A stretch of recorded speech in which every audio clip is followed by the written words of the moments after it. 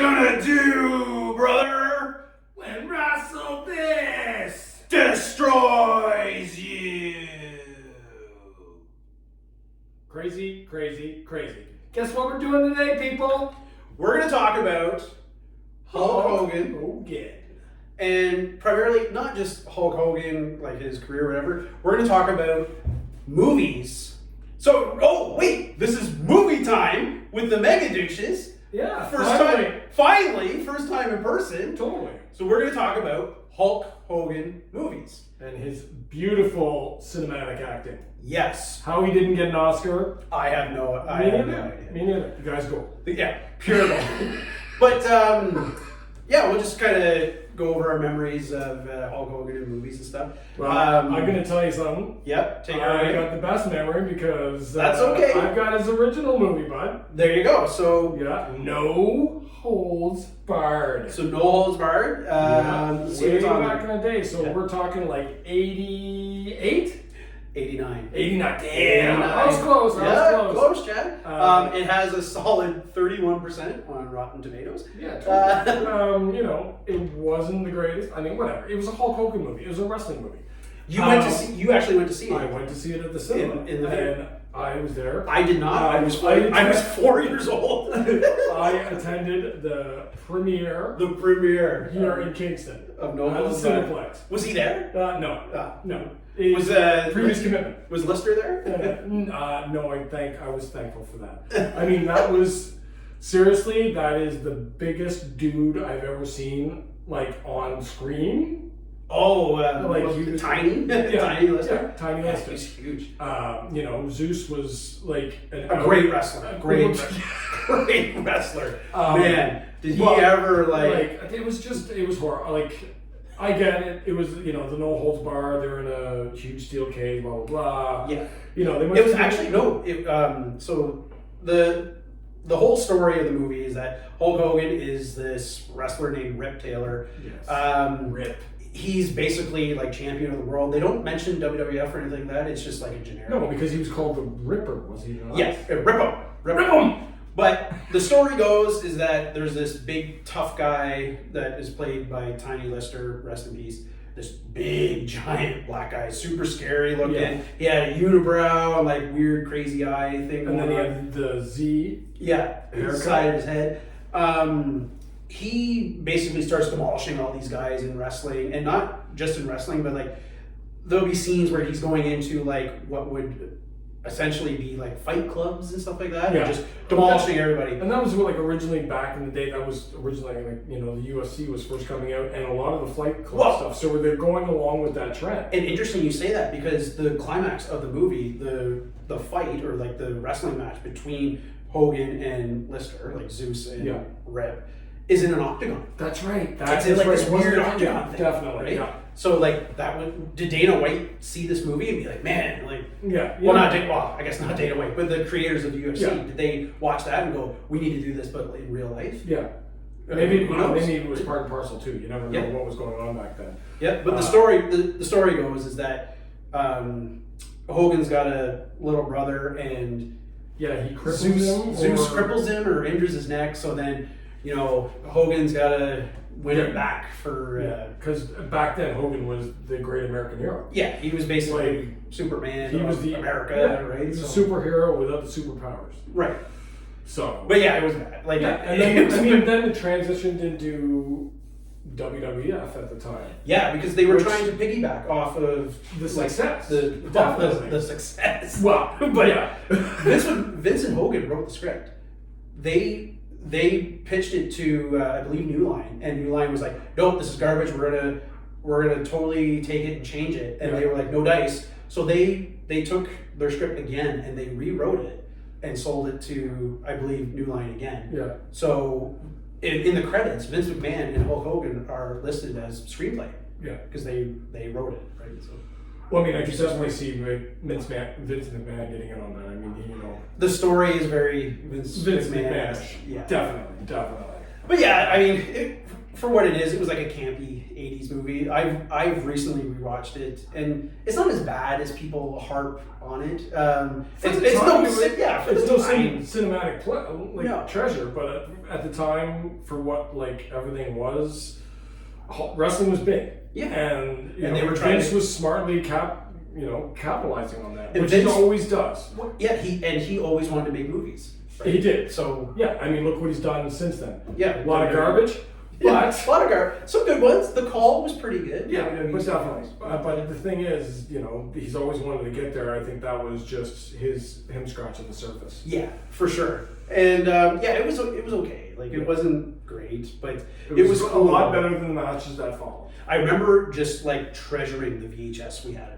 And the VHS, the picture was cool because it was like Hogan going like this. Yeah. But he was in like a blue attire, which was different, like baby blue and whitish. Yeah, because you always saw him in the red and yellow, right? You never saw him in. But they also took off on all the things he did in WWF. Oh God, yeah, for sure. The shirt rip and it was basically Hogan. How the writing was. Yes. It was Hogan writing, so Hulkster. Yeah. So. But leading into the next one I remember the most. I remember going to see this in theater was Suburban Commando. Suburban Commando. Suburban Commando.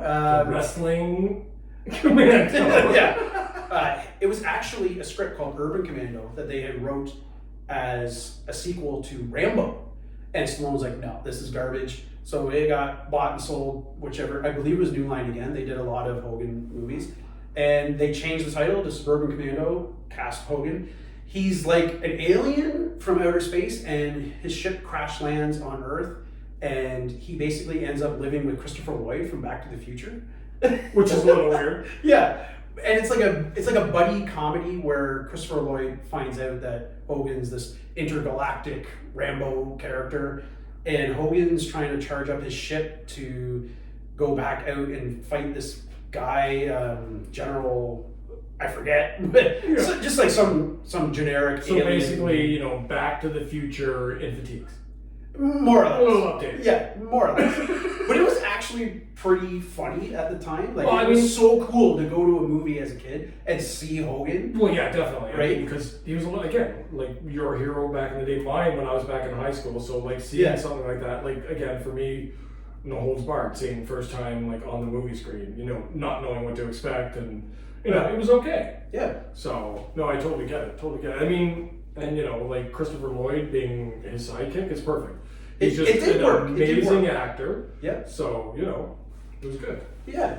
Honestly, it wasn't bad. Like, if you went back and rewatched these, Suburban Commando's pretty good. Like, it's fun. It's like that 90s kind of slapstick kind of thing. But then leading into, we should go actually back and talk about Rocky 3. Right. Yes, that actually was his. That was his first cinematic debut. That's right. Thunderlips. And I mean, that was back in WrestleMania 3 days. Stallone was big. Mr. T was huge. That was before Mania. It was before Mania. Yeah, it was just before Mania. Yeah. 1982. Yeah. Gotta fact check this guy. I know, right? I got sometimes. I'm old. Yeah. What are you gonna do? That's what I got. What you gonna do? What you gonna do? I'm gonna relight the cigar. Yeah, but I mean, it was before the WrestleMania.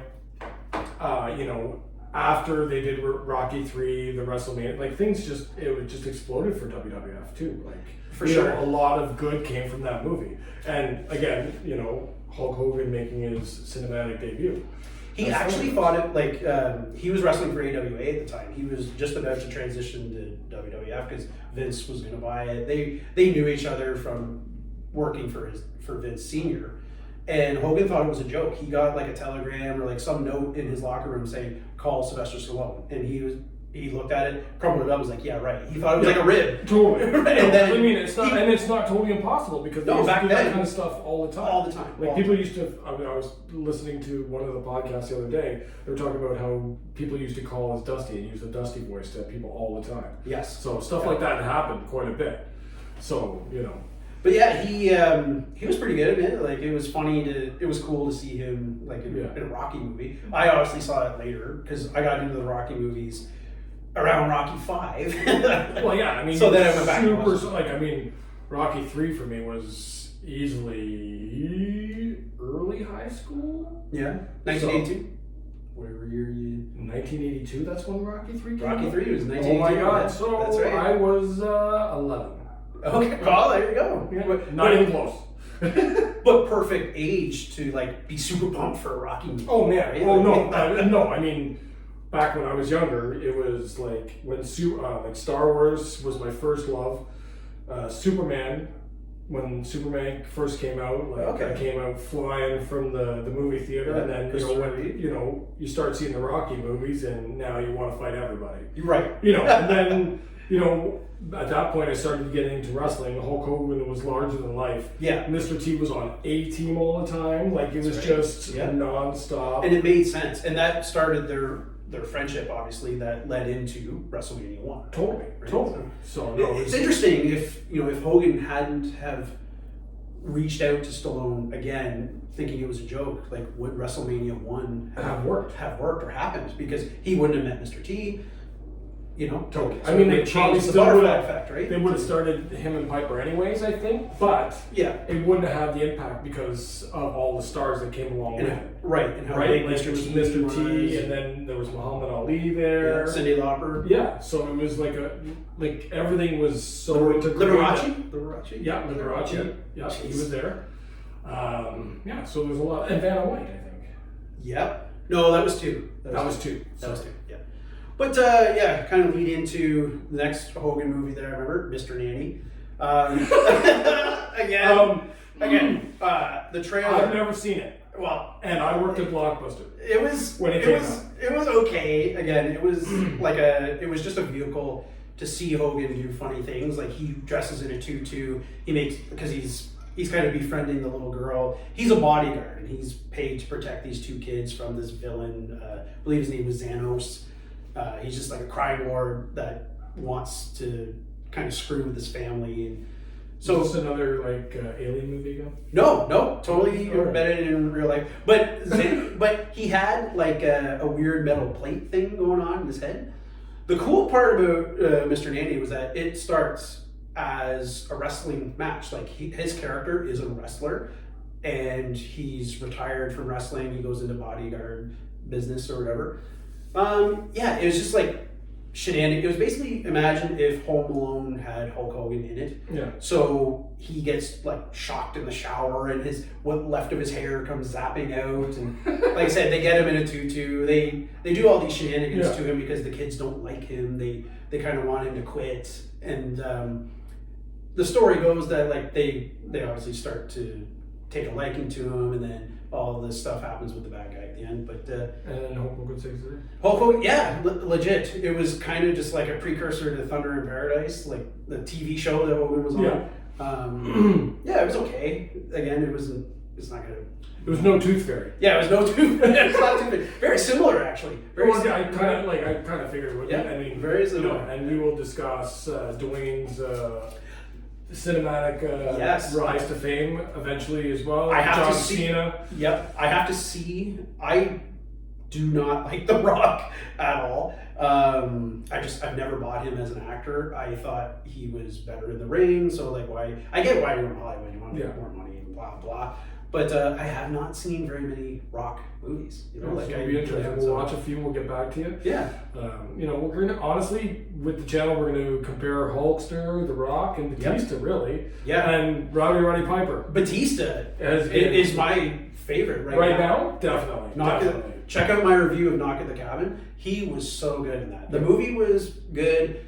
But he was the one that probably made it. For sure. 100%. Like his acting is so on point. Yeah. He wants to be taken seriously, and I totally bought into it. I was like, he could be a leading actor in any movie. Like he was so good. He has such good range and everything. Yeah. But anyway, back to Hogan. I guess. But we'll wrap that up. That's kind of our memories of the Hulkster movies from the and stuff like that. Way back in the day. Yeah. I doubt he's going to come out with anything else. Well, you never know. Maybe Mr. Nanny in a wheelchair. Yep, Mr. Nanny too, in a wheelchair. And a walker. Because you can't feel his legs. That's right. But anyway, like, share, and subscribe to the channel. Thanks for watching Movie Time with the Mega Douches. And remember, wrestle less. Dig it. I forgot. No, perfect. No, that works. I'm about Christmas. Maybe. And wrestle this. Oh,